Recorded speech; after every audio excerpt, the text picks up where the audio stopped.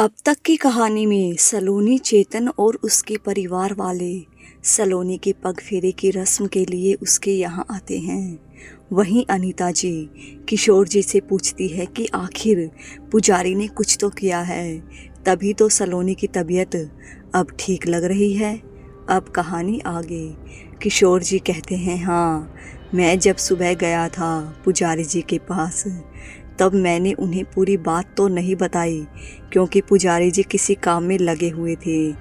मैंने उन्हें थोड़ी सी बात बताई थी जिससे वह समझ गए और उन्होंने कहा, अभी आप घर जाइए, मैं पूजा करूँगा, लेकिन आपको अपनी बहू और बेटे के साथ शाम को मंदिर आना पड़ेगा। और साथ ही उन्होंने यह भी कहा कि अब सलोनी को अकेला न छोड़ें, इसीलिए मैंने सबको साथ आने के लिए कहा। और मुझे लगता है अब हमें निकलना चाहिए, शाम का वक्त हो चला है, हमें पुजारी जी के पास भी तो जाना है। छवि ने जाकर सलोनी से तैयार होने के लिए कहा।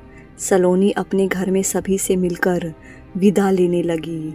छवि ने धीरे से अनीता जी के कान में कहा, मम्मी, आप भाभी के परिवार वालों को बता क्यों नहीं देती कल जो भी हुआ? भाभी कैसी कैसी हरकतें कर रही थी।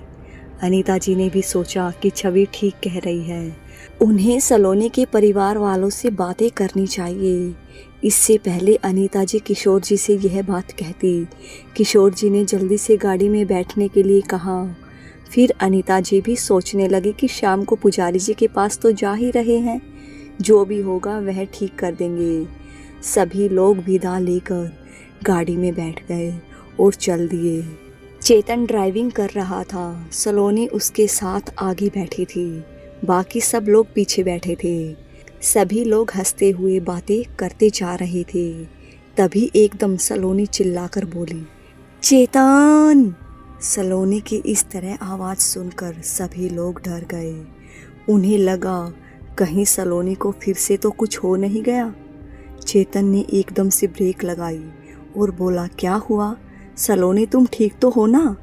सलोनी बोली, हाँ मैं ठीक हूँ, आप मुझे ऐसे क्यों देख रहे हैं? और मैंने बस इसीलिए आवाज़ दिया आपको कि आप इस सीधे वाले रास्ते से मत जाइए, यह दूसरे वाला रास्ता है ना, इससे चलते हैं। चेतन बोला, पर सलोनी, इस रास्ते में हमें देर हो जाएगी और हमें घर जल्दी भी तो पहुंचना है। किशोर जी भी पीछे से बोले, हाँ बेटा, ये रास्ता तो बहुत लंबा है, हमें घर पहुंचते पहुंचते रात हो जाएगी।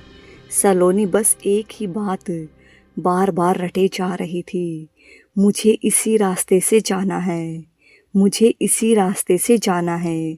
चेतन सलोनी को बहुत समझाने की कोशिश करता है, लेकिन सलोनी ने एक बात नहीं सुनी, वह बस अपनी ही बात पर अड़ी रही। हार कर किशोर जी और अनीता जी ने कहा कि ठीक है बेटा, जहाँ से बहू कह रही है वहीं से चलो। चेतन ने गाड़ी मोड़ी और दूसरी तरफ घुमा दी और गाने चलाकर सभी लोग एंजॉय करते हुए जा रहे थे। शाम हो चली थी, सूरज भी डूब रहा था। रास्ता इतना लंबा था कि अंधेरा हो गया, लेकिन वो रास्ता ख़त्म होने का नाम ही नहीं ले रहा था। तभी सलोनी फिर से चिल्लाई, गाड़ी रोको। चेतन हंसते हुए बोला, अब तुम्हारी कोई बात नहीं सुनूंगा मैं, तुम हर बार अपनी बात मनवा लेती हो। अब हम सीधा घर जाएंगे, मैं थक गया हूँ यार। सलोनी ने चेतन का हाथ पकड़ते हुए कहा, मैंने कहा गाड़ी रोको। पीछे से छवि हंसते हुए बोली, भैया अब तो भाभी हाथ भी पकड़ रही है, अब तो रोक लो। छवि की बात सुनते ही सलोनी ने तिरछी नज़रों से आंखें निकालते हुए छवि की तरफ देखा। सलोनी को इस तरह अपनी तरफ देख छवि फिर से डर गई। अनीता जी और किशोर जी ने भी देखा कि किस तरीके से सलोनी आंखें दिखा रही है। तभी सलोनी ने चेतन का हाथ पकड़कर मरोड़ दिया। चेतन दर्द से कर्रा उठा और उसने ब्रेक लगा दी। चेतन अपना हाथ छुड़ाते हुए बोला, यह क्या कर रही हो? अभी बैलेंस बिगड़ जाता फिर क्या होता? और यहाँ पर क्यों रुकवाई तुमने गाड़ी? यहाँ ना तो कोई दुकान है और ना ही कुछ और, तुम भी पता नहीं क्या क्या करती हो। चेतन अपना हाथ देखते हुए बोला, बहुत तेज मरोड़ दिया तुमने मेरा हाथ सलोनी। अनीता जी बोली, क्या हुआ चेतन बेटा, ज़्यादा तेज तो नहीं लगी? अनीता जी इससे पहले सलोनी से कुछ कहती, सलोनी गाड़ी से बाहर उतरकर सड़क पर चलने लगी। सलोनी को इस तरह सड़क पर चलता देख सब लोग हैरान रह गए। छवि डरकर अपनी मम्मी का हाथ पकड़कर बैठ गई और बोली, मम्मी मुझे लग रहा है भाभी ज़रूर कल की तरह हो जाएगी, आज भी ऐसे ही कर रही हैं। चेतन छवि को चुप कराते हुए बोला, पागल है क्या, कुछ भी बोलती है। ठीक है, अब वो पापा ने बताया ना कि पुजारी जी ने पूजा कर दी है, हो सकता है उसे वॉशरूम वगैरह जाना हो, एक काम कर तू भी उसके साथ चली जा। छवि डरते हुए बोली, नहीं भैया मैं कहीं नहीं जाऊंगी। अनीता जी बोली, तू यहीं रुक, मैं देख कर आती हूँ। इतना कहकर अनीता जी सलोनी के पीछे पीछे चल पड़ी और सलोनी को कई बार आवाज़ लगाई, सलोनी सलोनी रुक जा, कहाँ जा रही है? मैं भी आती हूँ। सलोनी पर किसी की बात का कोई असर नहीं हो रहा था, वह बस चुपचाप सड़क पर चले जा रही थी।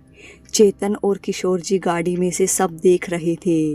किशोर जी ने चेतन से कहा, बेटा मुझे लग रहा है कुछ तो गड़बड़ है, सड़क भी सुनसान है और अंधेरा भी हो रहा है, एक काम कर तू भी अपनी माँ के साथ जा।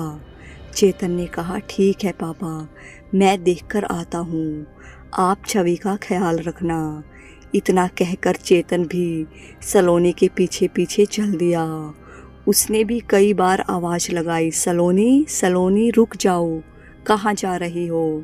सलोनी बस चुपचाप चले जा रही थी, उसने एक बार भी पीछे मुड़कर नहीं देखा। चेतन भागता हुआ अनीता जी के पास आया और बोला, मम्मी आप यहीं रुको, अब थक जाओगी, मैं देखता हूँ। इतना कहकर चेतन आगे निकल गया। अनीता जी को भी सलोनी की फिक्र हो रही थी, वह भी धीरे धीरे चल रही थी।